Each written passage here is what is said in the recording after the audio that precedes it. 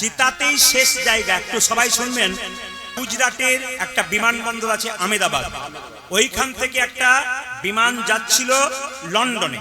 তো লন্ডনে যেতে যেতে ওই বেশ কিছুক্ষণ উঠেছে সামনে, ওঠার সঙ্গে সঙ্গে গাড়ি কি গন্ডগোল হয়েছে প্লেনের বুঝতেই পারেনি, হঠাৎ করে জোরে গিয়ে ধাক্কা মেরেছে একটা মেডিকেল কলেজে গিয়ে, সেই ক্যান্টিনে। সেখানে এখন বলছে 24 জন ওইখানেই মারা গেল। যারা খাওয়া দাওয়া করছিল সেই জায়গাটা এমন ধুলোতে ভর্তি হয়ে গেছে, সেখানে 24 জন মারা গেছে। আর প্লেনে ছিল 242 জন, 241 জন মারা গেছে, একজন কিন্তু বেঁচে আছে। ইনিকে রমেশ, যার নাম মায়েরা সবার কাছে নিবেদন রইল, হ্যাঁ রমেশ, কি রমেশ বটে, সেই রমেশ কিন্তু বেঁচে গেছে। একটা কথা আছে না, রাখে হরি তো মারে কে। শুনলাম বা জানলাম যে প্লেনের 11A সিটটার নাম্বার ছিল তার 11A, মানে একবারে প্লেনের মানে জানলার দিকে সে বসেছিল, কোনো কারণে বেরিয়ে গেছে। আপনারা যদি দেখেন কি বিভৎস ব্যাপার ইউটিউবের মাধ্যমে, মৃতদেহগুলো যখন নিয়ে আসছে পুরে একবারে জড়ো হয়ে গেছে, কেউ আত্মীয়কে চিনতে পারছে না কোনটা আমার বাবা কোনটা আমার মা। একজন ডাক্তার বাবু তার স্ত্রী, দুটো ছেলে আর মেয়েকে নিয়ে লন্ডনে যাচ্ছিল নতুন করে সংসার করবার, মানে নতুন করে লন্ডনে একটা স্থাপিত হওয়ার জন্য যাচ্ছিল, সবগুলোই চলে গেল। ভগবান বলছেন যে যতই তুমি যা করার চেষ্টা করো, আমি যদি ব্রেক দিয়ে দিই আর কিছু করার নেই। আবার এও শুনলে চমকে যাবেন, একজন মহিলা সাক্ষাৎকার দিচ্ছিলেন যে 10 মিনিটের জন্য ওই প্লেনটা আমার ফেল হয়ে গেছে, কি জানি গৌর গোবিন্দের কৃপায় আমি বেঁচে গেলাম। যার মৃত্যু নাই সে গিয়েও থমকে যাবে, কোনো কারণে তার প্লেন লেট হয়ে গেল, সে বেঁচে গেল, 241 জন কিন্তু মারা গেছে। আমি আপনাদের বলতে চাই, যিনি রমেশ বাবু যিনি বেঁচে আছেন, তিনি বলতে চাইছেন যে 30 সেকেন্ড প্লেনটা ওড়ার পরে কি যেন একটা বিকট আওয়াজ হলো, তারপর আমি বুঝতে পারলাম না কি হলো, একটা অদ্ভুত ব্যাপার, আমি বেরিয়ে গেলাম কি করে আমি নিজেকে খুঁজে পাচ্ছি না, তিনি বেঁচে গেলেন। তার কাছ থেকে আমরা জানতে চাই, জানতে পারবো, অনেক অভিজ্ঞতা, তিনি যখন সুস্থ হবেন তার কাছ থেকে বহু জিনিস জানতে পারবো। তবে একটা কথা বলি, প্লেন দুর্ঘটনায়, বিমান দুর্ঘটনায় যারা মারা গেল তাদের পরিবারের, শোকসন্তপ্ত পরিবারের প্রতি আমাদের সমবেদনা থাকবে। তাদেরকে সান্ত্বনা দেবার কোনো বাক্য নেই। এই যদি আমার পরিবারের কেউ হতো, আমার যে কি অবস্থা হতো, আপনার পরিবার হলে আপনার যে কি অবস্থা হতো, যার পরিবার থেকে চলে গেছে তার যে কি অবস্থা হচ্ছে, একমাত্র সে ছাড়া কেউ জানে না। সে অনুভব করতে পারছে, অনুভব করবেন ওদের দুঃখগুলো, ওদের ব্যথাগুলো। আমরা আজকে মহাপ্রভুর এই আসরে, ভগবান শ্রীকৃষ্ণের হরিবাসরে আমরা সবাই মিলে ভগবানকে প্রার্থনা করব, যারা প্লেন দুর্ঘটনায়, বিমান দুর্ঘটনায় চলে গেলেন আমাদের ছেড়ে, তাদের সকলের আত্মার শান্তি হোক এবং গৌর গোবিন্দের কৃপায় তাদের সকলে গৌর গোবিন্দের চরণে আশ্রয় হোক। আমাদের জীবনে দুটো পালা কি কি, একটি আসার আর একটি, জোরে বলুন, যাওয়ার। আচ্ছা, এবার ঠান্ডা মাথায় উত্তর দিন যারা যেখানে বসে আছেন। আমি আগেই বললাম কথাগুলো যেগুলো বলবো লীলার মাধ্যমে, আপনারা উত্তরগোষ্ঠ বহুদিন ধরে শুনছেন, আজকে শুনে যান, বুঝে যান, জেনে যান আসল মর্মার্থ কি। আস্তে এইদিকে আপনারা এসেছেন কীর্তন শুনতে, কোন পালা শেষ হয়েছে, আসারটা না যাওয়ারটা? জোরে বলুন, কোনটা শেষ হয়েছে, আসার পালা না যাওয়ার পালা? জোরে বলুন। কেউ বলছে আসার পালা, কেউ বলছে যাওয়ার পালা। কোন পালা শেষ হয়েছে? জোরে বলুন, আসার পালা। বাকি আছে কোনটা? জোরে বলুন। অনেকে ভয়ে বলছে না, যাবে না বলে আর কি। জোরে বলুন, বাকি আছে কোনটা? যাওয়ার পালা। এতই যদি বুঝছেন যাওয়ার পালাটা বাকি আছে, তবে সাদা চুলে গোদরেজ নিচ্ছেন কি জন্য? আবার দেখবেন আপনাদের এই বড়বড়িয়াতে কেউ মারা গেলে, এইদিকে মারা গেলে কাঁধে করে নিয়ে যায়, বলো হরি বল, বলো হরি বল। একজনাই যায় নাকি? আর যায় না? বলো হরি, বলো হরি বল। আমি বলছি একজনাই যায়, সবাই তো যায়, বলো বলো হরি বল, বলো হরি বল,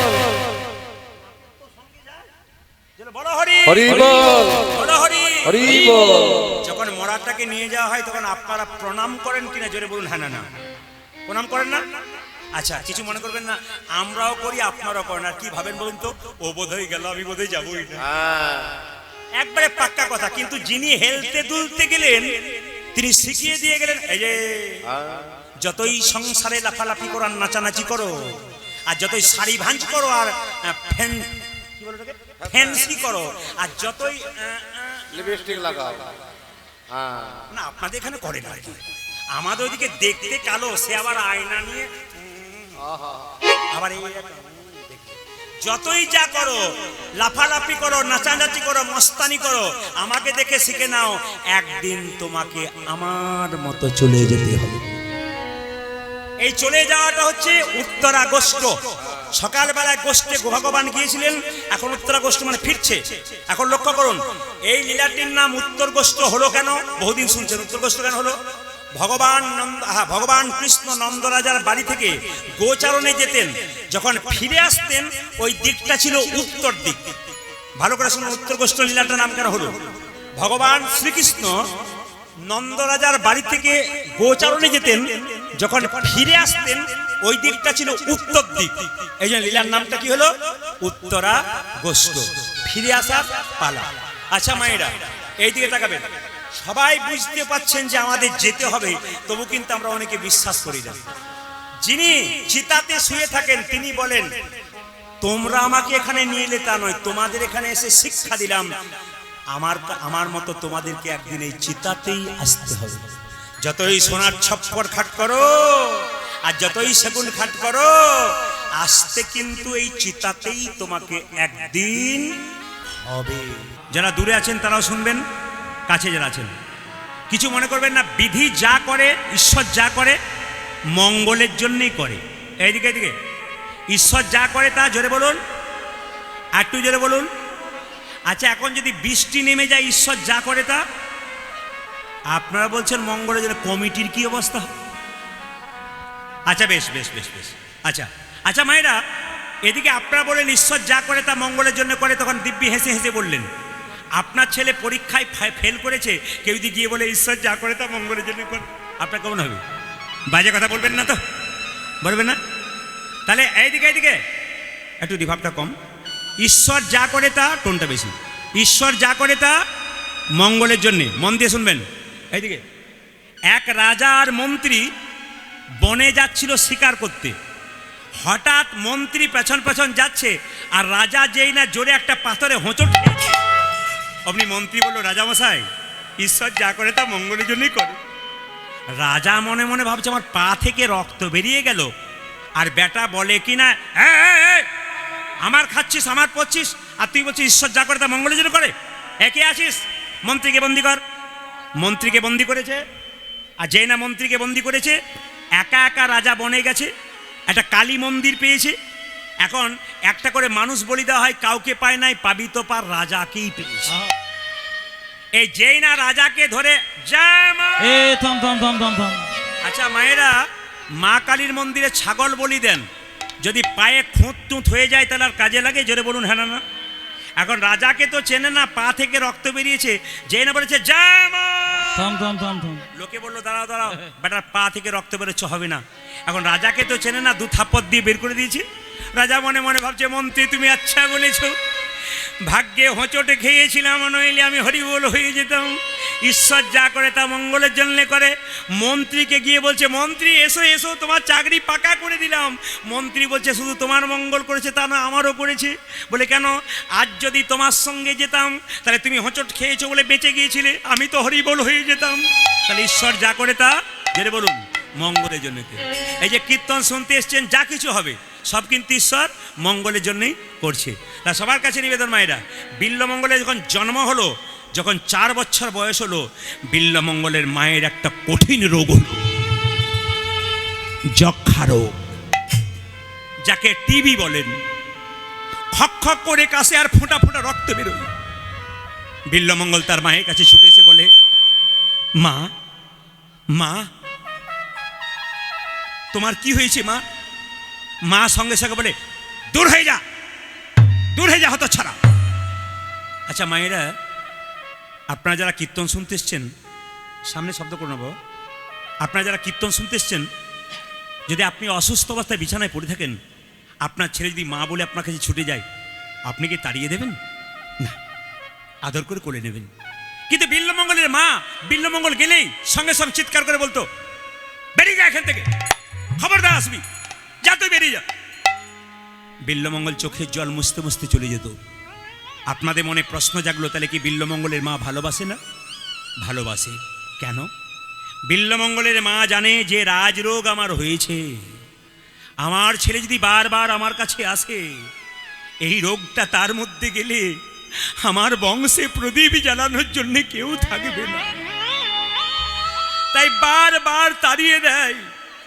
বিল্বমঙ্গলে যখন 5 বছর বয়স হলো, মা যখন তাড়িয়ে দেয়, একদিন জোর করে বিল্বমঙ্গল মায়ের বুকে ঝাঁপিয়ে পড়ে। যেই না ঝাঁপিয়ে পড়ে, মায়ের মুখ থেকে ফোঁটা ফোঁটা রক্ত বিল্বমঙ্গলের হাতে পড়ে। বিল্বমঙ্গল বলল, মা এটা কি? মা বলল, পরপারে যাবার নিমন্ত্রণ পত্র। ছেলে বলল, বুঝলাম না।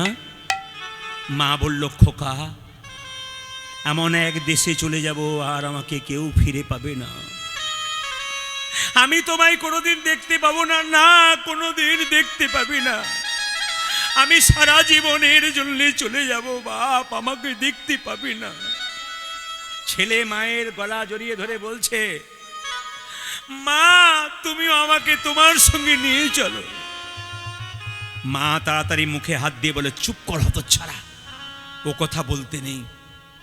মা বাবা কি চিরকাল কারো থাকে রে? হঠাৎ একদিন বিল্বমঙ্গল রাস্তায় খেলা করছে, আর বিল্বমঙ্গলের মা মারা গেল। লোকে বলে, বিল্ল তোরে মারে না, ওরে বিল্ল তোর মা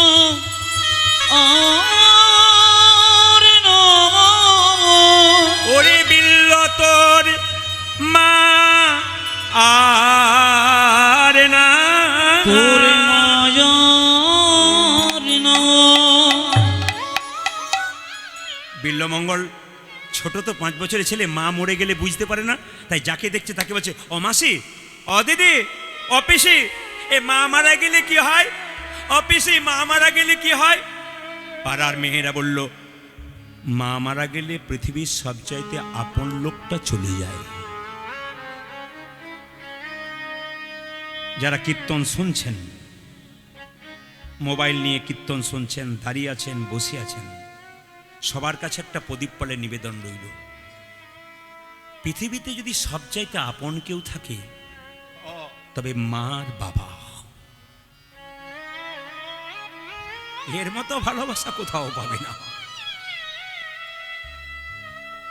বাবা ভোলানাথ একটা বাণী আমার মনে পড়ে গেল। তিনি বললেন, সংসার করো বিচার করে, আর ভগবানকে থাকো বিশ্বাস করে। সংসারে থাকো বিচার করে, আর ভগবানকে থাকো বিশ্বাস করে। আমরা উল্টোটা করি, সংসারকে বিশ্বাস করি, ছেলে মেয়ে সবাইকে, কিন্তু ভগবানের বেলায় আমাদের মনে হয় আছে তো, ডাকলে পাবো তো, তাকে তো দেখতে পায় না। ভগবানের বেলায় বিচার করি, আর আত্মীয় স্বজনে বিশ্বাস করি। আমি আপনাদের বলবো, যার বাড়িতে বাবা মা বেঁচে আছে তিনি বড় ভাগ্যবান। যার বাবা মা চলে গেছে, বুঝবেন আপনার ভালো ভাবার লোকটা চলে গেছে। মেয়েরা দেখবেন বাপের বাড়ি যাওয়া বন্ধ করে কখন থেকে জানেন? যখন তার মা মারা যায়, বাবা মারা যায়। এবছর ভাইফোঁটার দিনে আমার পাশের বাড়ি একটা মেয়ে সেজে গুজে বাপের বাড়ি যাচ্ছে, কিছুটা দূর থেকে ঘুরে চলে এলো। আমি বললাম, তুমি যেতে যেতে ঘুরে এলে কেন?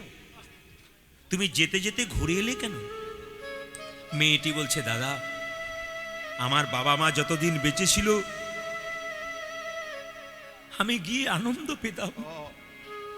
আমি ঘর থেকে বেরিয়ে আমি যে না ফোন করেছি, আমি বেরোচ্ছি, ওদের বাড়ির এমন একজন আমাকে কথা বললো, আমি আর যেতে পারলাম না, ফিরে এলাম। আমার বাবা মায়ের জন্য কাঁদছি, তোমরা যদি বেঁচে থাকতে আমার কত ভালোবাসা।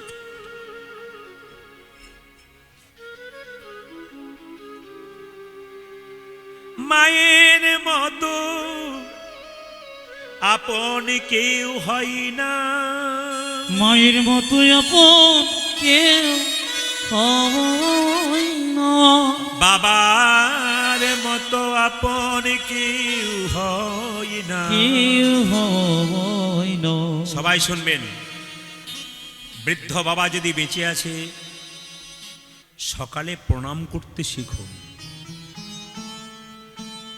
কেউ 3 ভাই আছে, বিচার করে ও করছে না আমি করব না কেন? আপনি করুন, আপনার ছেলের কাছ থেকে আপনি পাবেন। আপনি তো ছেলেকে শিখিয়ে দিয়ে যাচ্ছেন আপনি বাবার সঙ্গে কেমন ব্যবহার করছেন, আপনার ছেলে তো আপনার কাছ থেকে শিখছে, ভবিষ্যতে আপনার সঙ্গে ওরকম ব্যবহার করবে। ওই জন্য প্রত্যেকটা মাকে বলবো, রক্তের অহংকারে বৃদ্ধ বৃদ্ধাকে কাঁদাবেন না, একদিন আপনাকেও বসে বসে কাঁদতে হবে। বয়স্ক বাবা বাচ্চা ছেলের মতো হয়ে যায়, রেগে যায়। আপনার ছেলে রেগে যায় না? 2 থাপ্পড় দেন, গালাগাল করেন, আবার কোলে বসিয়ে খাওয়ান না? বৃদ্ধ বাবা রেগে যাবে, 2টো কথা শোনাতে পারেন, খাবারের বেলায় যেন হাতটা আড়াল দেবেন না। আপনি যদি খাবারে আড়াল দেবেন, একদিন আপনার যখন বয়স হবে আপনার থালার উপরে একজন হাত আড়াল দিয়ে বসে থাকবে। বাবা হলো বড় গাছের মতো, পুরনো গাছের মতো। গাছ যদি বুড়ো হয়ে যায় সে ফল দিতে পারে না, কিন্তু ছায়া দিতে পারে।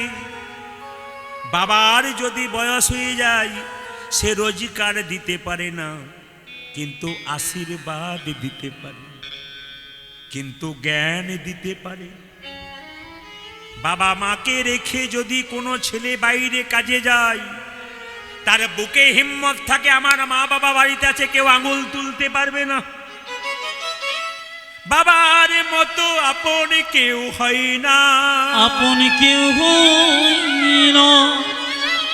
বাবা হলো বাড়ির ছাদ, মা হলো খুঁটি। মা হলো ব্যাংক, টাকা জমা দেওয়ার ব্যাংকের মতো। যত অভিমান, যত রাগ, যত ব্যথা সব মাকে জানায়। শরীরে অসুখ হলে ছেলেরা কারো কাছে যায় না, মাকে বলে মা আমার কষ্ট হচ্ছে। পৃথিবীতে মা ছাড়া কেউ বুঝতে পারে না তোমার কষ্ট, বাকি কেউ বুঝে না। আর একমাত্র বাবা ক্রেডিট কার্ড, যা চাইবেন বাবা চেষ্টা করে, এত ক্লান্ত পরিশ্রম করে আমার ছেলের মনের ইচ্ছা পূর্ণ করব, আমার মেয়ের মনের ইচ্ছা পূর্ণ করব। একজন মেয়ে যখন তার বাবার কাছে থাকে সে তো রাজকন্যার মতো থাকে। কেন? বাবা নতুন কাপড় কেনে না পুজোতে, কিন্তু মেয়ে 4টা চাইলে মেয়েকে দেয়। কেন? সে যে রাজকন্যার মতো বাড়িতে থাকে। সেই বাবা মাকে কেউ যেন কোনোদিন অপমান করো না। বিল্লমঙ্গলের বাবা যেই না, মা যাই না মারা গেল, মায়েরা সবাই লক্ষ্য করুন, যেই না মারা গেল বিল্লমঙ্গল কেঁদে কেঁদে বলছে মা তোমার মতো আপন কেউ নাই। কেঁদে কেঁদে বলে তুমি যে মা সবে থেকে আপন। মা মা তুমি যে মা সবে থেকে আপন। তুমি যে মা সবে থেকে আপন।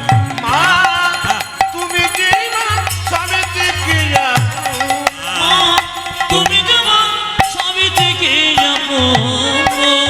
তুমি আকাশ তুমি বাতাস, মাগো তুমি যত তুমি বাতাস। তুমি আকাশ তুমি বাতাস, মা তুমি আকাশ তুমি বাতাস। তুমি যে ভুবন, তুমি যে মা সবে থেকে আপন। তুমি যে মা সবে থেকে আপন। মা তুমি যে মা সবে থেকে আপন। আমাকে জন্ম দিলে মা কত না ব্যথা। মাগো 10 মাস 10 দিন গর্ভে 3 মাস। আমাকে জন্ম দিলে কত না ব্যথা। 10 মাস 10 দিন গর্ভেতে লোকায়। আমাকে জন্ম দিলে কত না ব্যথা।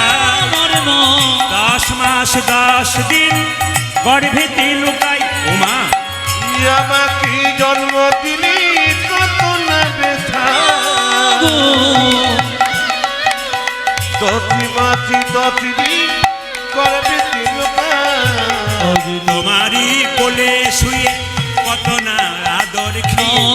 তোমারে কোলে শুয়ে কত না আদর খেয়ে। তোমারই কোলে শুয়ে কত না আদর। মা তোমারি কোলে শুই কত না আদর খেয়ে। করলে মাগো আমারই যতন। মা তুমি যে মা সাথে থেকে আপন।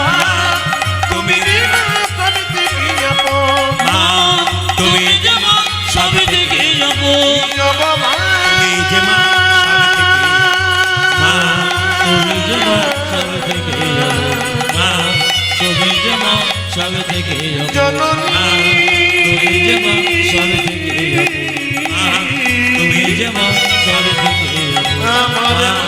তুমি যে মা সবে থেকে মা তুমি যে মা সবে থেকে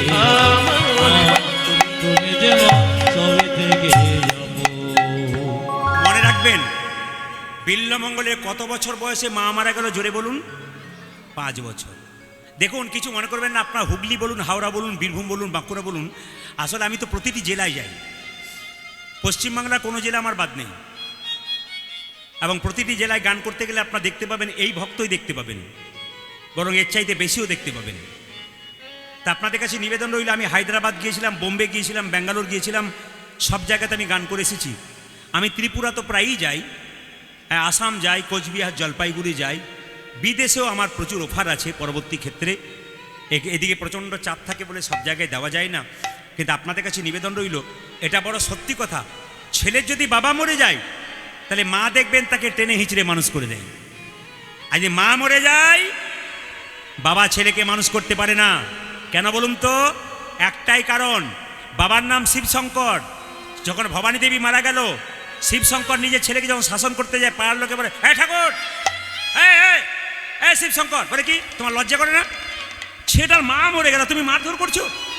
আহা হা, মা মরা ছেলে গো, কত মারে দেখো দেখিনি। হ্যাঁ, পাছে লোকে কিছু বলে তাই শাসন করতে পারে না। ছেলে যদি মা মরে যায়, বাবা শাসন করতে গেলে পাড়ার লোকে বলে, মারছো কেন, মারছো কেন, মা মরা ছেলে মারতে নেই। কিন্তু দেখবেন, যদি বাবা মরে যায় আর মা যদি মারধর করে, লোকে কি বলে, বেশ করেছে, বাবা মরে গেল আর মাটা কষ্ট করে পড়াশোনা করাচ্ছে, আর পড়াশোনা করছে না, বেশ করেছে। এই জন্য মায়েরা কিন্তু টেনে হিঁচড়ে মানুষ করতে পারে। বিল্লমঙ্গলে যখন মা মারা গেল, সবাই লক্ষ্য করবেন, মায়েরা সেই যেখানে বসে আছেন, আপনাদের বাড়িতে বাচ্চা আছে, আগামীতে বাচ্চা হবে, সবার কাছে একটা নিবেদন রইল, বাচ্চা মেয়ের হাতে, বাচ্চা ছেলের হাতে মোবাইল দেবেন না। বারবার বলা রইল, যারা বাবা হয়েছেন, যারা দাদু হয়েছেন, মন দিয়ে শুনে নেবেন, বাচ্চার হাতে মোবাইল দেবেন না, ওকে সংস্কার শেখান। কম বয়সে ছেলের হাতে বাইক দেবেন না, ওকে জীবন দান করুন।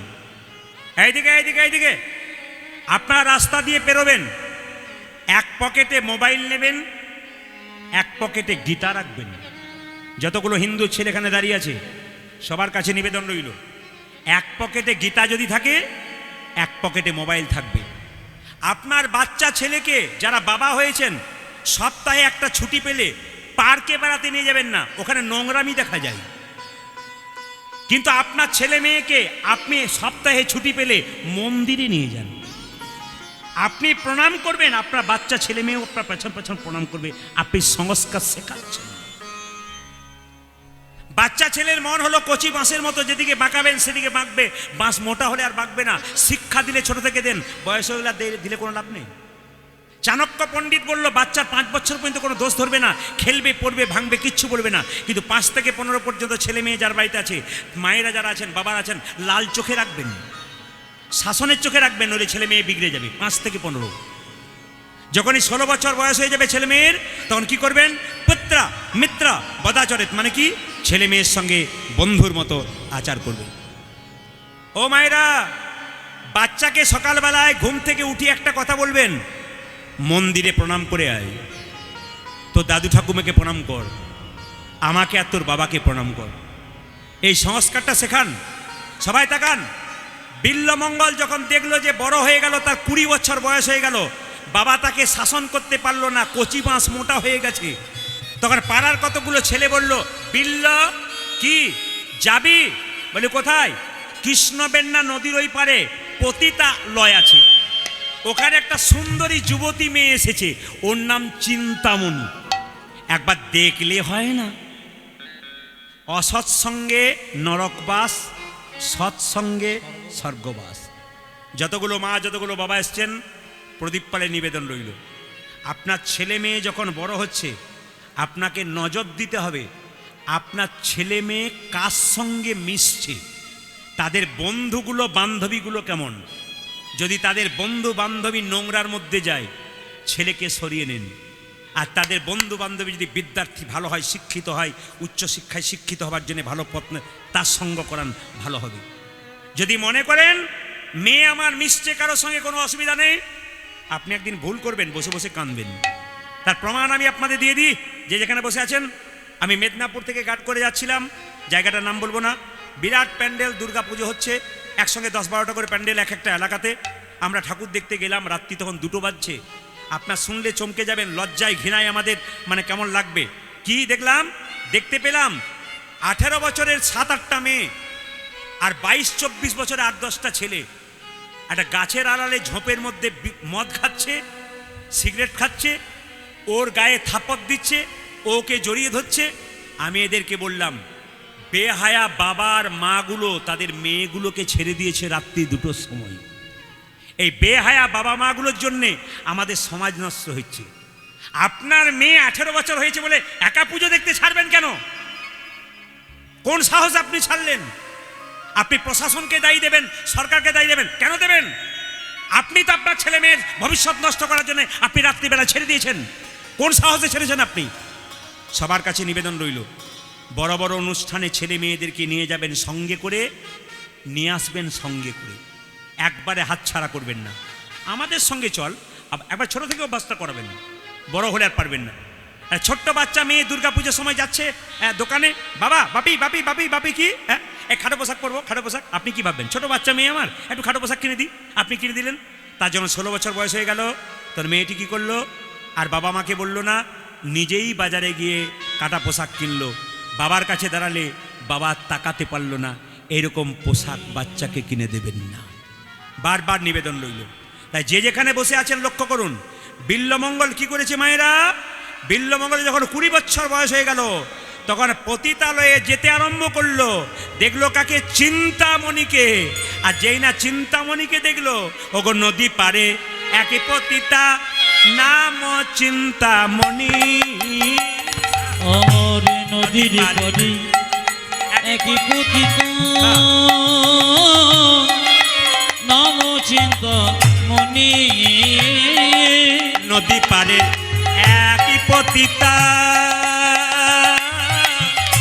নাম চিন্তামণি। পূজা যে নদী পারে এক পতিতা নাম চিন্তামণি।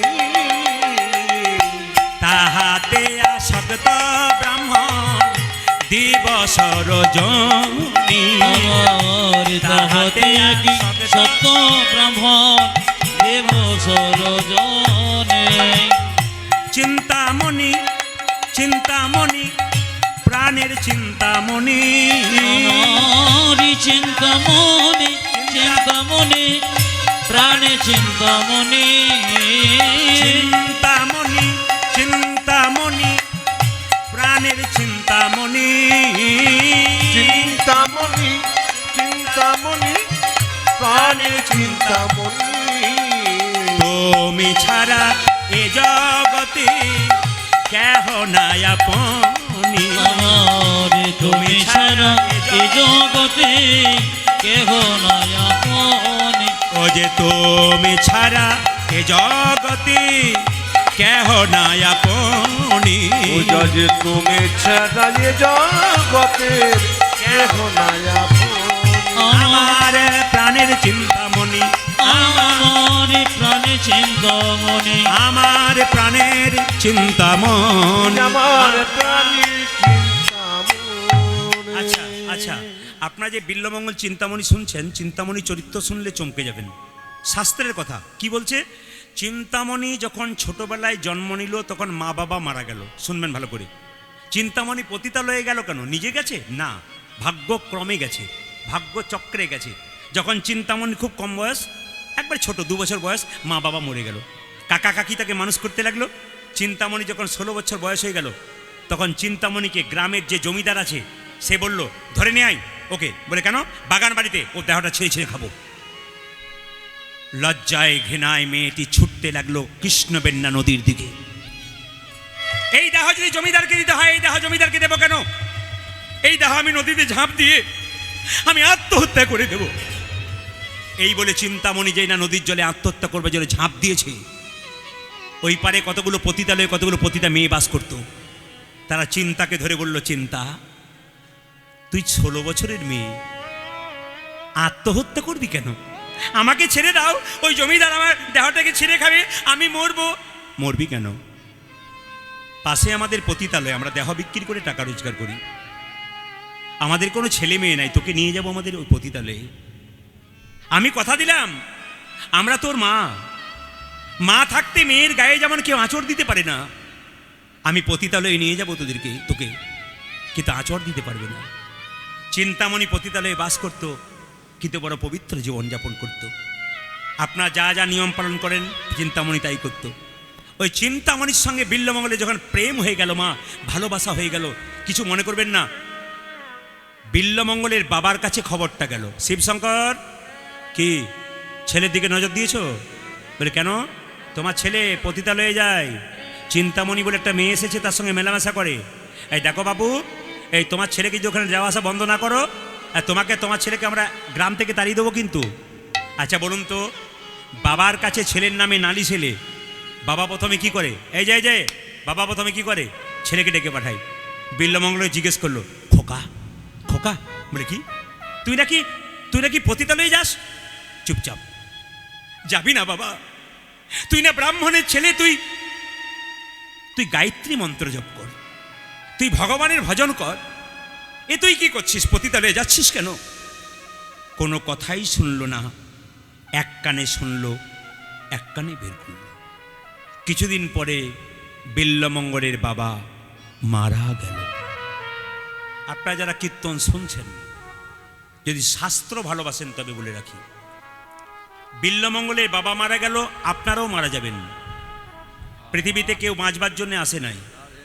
যে যেখানে বসে আছেন, একদিন দেহ থেকে প্রাণ পাখি উড়ে চলে যাবে। ভালোবাসা কতক্ষণ? যতক্ষণ দেহে প্রাণ। প্রাণ চলে গেছে কিনা আর ভালোবাসা নাই। দেহ মারা যায় না আত্মা মারা যায়? জোরে বলবেন, কোনটা মারা যায়? না বাবা, দেহ মারা যায়।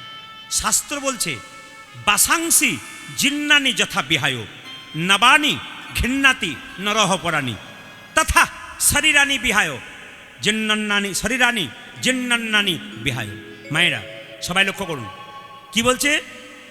আমরা যে কাপড়টা পরে থাকি, ওই কাপড়টা যখন পুরনো হয়ে যায়, আপনার নতুন কাপড় পরেন না? জোরে বলুন হ্যাঁ না না। আচ্ছা বলুন তো, নতুন কাপড় পরলে আনন্দ হয় না দুঃখ হয়? জোরে বলবেন। আনন্দ হয়। তাহলে কেউ যখন মারা যায় তার আনন্দ হয়, কিন্তু তার সঙ্গে বাড়ির আত্মীয় যারা আছে তাদের দুঃখ হয়। বাসাংসি জিন্নানি যথা বিহায় নবানি ঘৃণাতি নরহ পরাণী তথা শরীরানি বিহায় জিন্নান্নানি সংজাতি নবানি দেহি। তার মানে কি? আপনি শুধু দেহটাকে পাল্টান। আমি প্রদীপ পাল মরে যাব, আমার আত্মা কোথায় যাবে? আপনারা কীর্তন শুনতে এসছেন, আপনার আত্মা কোথায় যাবে? ভাগবত কি বলল দেখুন, বলছে মানুষ কুলে জন্মগ্রহণ করে যে যেমন কর্ম করবে তার সেরকম জন্ম হবে। মানুষ কুলে জন্মগ্রহণ করে কেউ যদি পশুর মতো কর্ম করে, পরের জন্মে তার পশুকুলে জন্ম হবে। মানুষ কুলে জন্মগ্রহণ করে যে মানুষের মতো কর্ম করবে, পরের জন্মে আবার মানুষ হবে। মানুষ কুলে জন্মগ্রহণ করে যে মহাপুরুষের মতো কর্ম করবে, পরের জন্মে আর জন্ম হবে না, গোবিন্দচরণ প্রাপ্ত হবে। চাষিবাসী মানুষ আপনারা আছেন, আপনার চাষিবাসী মানুষ আছেন, যে ধানকে সেদ্ধ করে মাঠে ছড়ানো হয় তার কি আর দ্বিতীয় গাছ হয়? যে দেহ হরিনামে সিদ্ধ হয়ে যায় তার দ্বিতীয় জন্ম হয় না, তার গোবিন্দের চরণ প্রাপ্ত হয়। সবাই লক্ষ্য করুন, সুন্দর একটা দামি কথা বলে যায় যে যেখানে বসে আছেন, মানুষ মারা গেলে তাকে দেখলেই বুঝবেন কি না তিনি স্বর্গে গেলেন না নরকে গেলেন। আপনাদের গ্রামে কেউ মারা গেলে আপনারা দেখতে যান, এবার থেকে দেখতে যাবেন, মিলিয়ে নেবেন। আমি যে বই থেকে কথাটা বলছি, ডক্টর পঞ্চানন ভট্টাচার্য জগত আমি একটা বই লিখেছে, পরিষ্কার করে বলেছে, কেউ যদি মারা যায় তাকে দেখলেই বুঝবেন উনি স্বর্গে গেলেন না নরকে গেলেন। কি বুঝবেন? ধরুন কাউকে দেখতে গেছেন, মায়েরা মরে গেছে, মুখটা খুব ভয়ঙ্কর হয়ে গেছে, আপনি কি বলবেন? বাবা দেখতে গেলাম গো, 4 দিন ঘুম হলো না, মুখটা মনে পড়ছে, কি ভয়ঙ্কর মুখ, উনি যাচ্ছেন নরকে। আপনি কর্ম খারাপ করুন, ব্যবহার খারাপ করুন লোকের সঙ্গে, মুখের ভাষা খারাপ করুন, মুখের ওপর কথা বলতে শিখুন, দেখবেন আপনার মৃত্যুর সময় আপনার মুখটা ভয়ঙ্কর হবে। মিলিয়ে দেখে নেবেন। আপনি ভালো ব্যবহার করবেন, মৃত্যুর সময় মনে হবে আপনি ঘুমাচ্ছেন। অনেকে বলে না মরে নাই গো, যেন ঘুমাচ্ছে, জানবেন ইনি যাচ্ছেন স্বর্গে। এইদিকে আর একটাতে বুঝতে পারবেন কি করে? যখন বড় হরি হরি বল বলে শ্মশান ঘাটে নিয়ে যাবে, লোকে যদি বলে, গ্রামের লোক, মানুষটা খুব ভালো ছিল, দারুণ লোক ছিল গো, খুব ভালো, খুব ভালো। জানবেন ইনি যাচ্ছেন স্বর্গে, দশচক্রের ভগবান। আর আপনার মৃত্যুর পর যদি বলে এ বেটা খুব দুষ্ট লোক ছিল রে, খুব বদমাইশ লোক ছিল, এর মুখের ভাষা খুব খারাপ ছিল, এ বেটা গেল ভালো হলো, জানবেন ইনি যাচ্ছেন নরকে। ভাগবত বলল আপনার শরীরের 9টা অংশ দিয়ে, ছিদ্র দিয়ে প্রাণ বেরোয়। কোন 9টা ছিদ্র গুনে নিন? 2টো কানের ছিদ্র, 2 2টো চোখের ছিদ্র, 4 2টো নাকের ছিদ্র, 6 একটা মুখের ছিদ্র, 7 নিচের দিকে 2টো, একটা প্রস্রাব একটা পায়খানা, পায়ু উপস্থ। আচ্ছা বাবা, ভাগবত পরিষ্কার করে বলল এই 7টা ছিদ্রের মধ্যে প্রাণ গেলে আপনি স্বর্গে যাবেন, নিচের 2টো ছিদ্রের মধ্যে প্রাণ গেলে আপনি নরকে যাবেন। বুঝবেন কি করে যে আমার এই ছিদ্র দিয়ে প্রাণ গেল, আর বুঝবেন কি করে আমার নিচের ছিদ্র দিয়ে প্রাণ গেল? আপনার দেখলেই বুঝবেন। মিলিয়ে নিন ভাগবতীয় কথাগুলো। মৃত্যুর সময় কেউ যদি তাকিয়ে তাকিয়ে মরে, জানবেন ওনার চোখ দিয়ে প্রাণ গেল। মৃত্যুর সময় যদি কেউ হা করে মরে, জানবেন ওনার মুখ দিয়ে প্রাণ গেল। মৃত্যুর সময় কানের ফুটোগুলো খসখস হয়ে যায়, নাকের ফুটো খসখস হয়ে যায়, জানবেন ওইদিকে প্রাণ গেল। এই 7টা ছিদ্র দিয়ে প্রাণ গেলে উনি স্বর্গে যাচ্ছেন, শ্রীমদ্ ভাগবত গীতা বলছে। আর যদি নিচের দিকে মানে প্রস্রাব পায়খানা যদি মৃত্যুর সময় কেউ করে দেয়, জানবেন উনি যাচ্ছেন নিম্নগামী, মানে উনি নিচে যাচ্ছে। আর একটা দামি কথা আপনাদের বলে দিয়ে যাই, ভারতবর্ষে আপনারা সবাই যখন মারা যায় 3টে উপায়ে সৎকার করা হয়। একটা মৃত সমাধি, যারা বৈষ্ণব মানুষ তাদের সমাধি দেওয়া হয়, 1। আর 2 কি মায়েরা আগুনে পোড়ানো হয় চিতাতে, 2। আর 3 নম্বর কি বলুন তো, সলিল সমাধি। উত্তরপ্রদেশে দেখবেন নিয়ম হচ্ছে কেউ মরে গেলে পোড়ায় না, ওদের মাটির ভেতরে দেয় না। কি করে বলুন তো, ওরা নিয়ে গেল, নিয়ে নদীতে 2টো নৌকা দিল, নিয়ে নৌকার মাঝখানে মাচাটাকে চাপিয়ে দিল 2টো নৌকার মাঝে, নিয়ে মাঝ নদী থেকে 2টো নৌকা সরে গেল, মৃতদেহটা জলে পড়ে গেল, সলিল সমাধি। ওই জলে ভাসতে ভাসতে চলে গেল, মাছে পোকাতে বা কিছুতে খেয়ে খেয়ে শেষ করে দিল, এটা সলিল সমাধি। আমাদের যখন কেউ মারা যায় দেখবেন আগুনে সৎকার করে, তখন একটা নিয়ম আছে, এটা আপনারা কেউ জানেন না, এবার থেকে জানবেন, করবেন। যদি ধরুন আমার বাবা মারা গেছে, যখন সৎকার করতে যাচ্ছি, আগুন দিতে যাচ্ছি চিতাতে, তখন কি করি, আগুনটাকে নিয়ে 3বার দেখবেন চিতার চারিদিকে ঘুরতে হয়, নিয়ম আমরা জানি, কিন্তু কি বলতে হয় এটা আমরা কেউ জানি না। এই জন্য কীর্তন শুনতে আসা। আপনার বাবা মা উদ্ধার হবে যদি শুনতে পারেন। বলে কি, চিতার চারিদিকে যখন আগুন নিয়ে ঘুরবেন, তখন বলবেন হে অগ্নিদেব, হে ব্রহ্মা, আমার বাবা যতদিন বেঁচে ছিল যদি কোনো অন্যায় থাকে তুমি নিজ গুণে তাকে ক্ষমা করে দিও। এটা বলার নিয়ম, শাস্ত্র পরিষ্কার করে বলেছে, কিন্তু আপনারা করেন, কেউ জানেন না। ওটা জানলে যে বাবা মায়ের আরো উপকার হয়, এটাই সবচাইতে আশ্চর্যের ব্যাপার, ওটা জানতে হয়।